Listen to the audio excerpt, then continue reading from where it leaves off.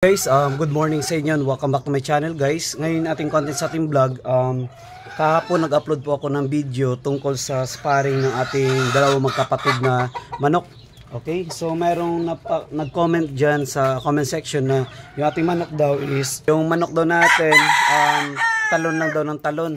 Okay, so kasi nga, yung manok natin na yun guys na pinag-spar kahapon doon sa video, magkapatid po yun. And then, nung first spar nila ng 6 months sila, ganun din yung kanilang laban, at yung pangalawang spar nila, ganun din yung laban.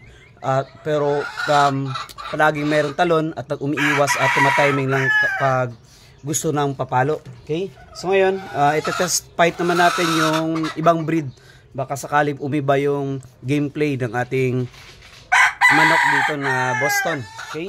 Bali yung i-test fight natin ngayon, yung claret naman at saka yung Boston natin. Okay? Titingnan natin guys yung game fight and then ilalagay ko lang dyan sa comment section yung kanilang sparring. Okay? So mas maigi po guys, lagyan po natin ng gloves para hindi po ma-damage yung ating alagang manok in case nagpaluan sila. Bali ito yung iti-test fight ko sa Boston natin, sa magkapatid na yun, itong claret natin. Ito yung gagamitin kong pang test fight doon. Tingnan po natin guys yung kanilang gaming strategy. At kung nag-iba nga ba yung laro ng magkapatid na yun o hindi. Bali sa kapatid lang yung kukunin ko doon, yung gagamitin ko pang test fight rito. Okay, so ito pala yung ating claret. Nalagyan ko na rin ng gloves. Okay. At ito naman guys yung ating gagamiting pang sparring doon sa ating claret. Dahil magkapatid dito yung Boston natin at yung isa doon, yung pinag-spar natin kahapon. Okay.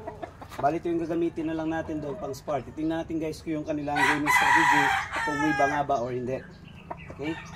So ito na guys yung ating Boston. At saka ito yung ipaspar natin dito sa ating claret. Okay? So titingnan natin guys yung laban and then diyan ko lang ilalagay muna sa comment section.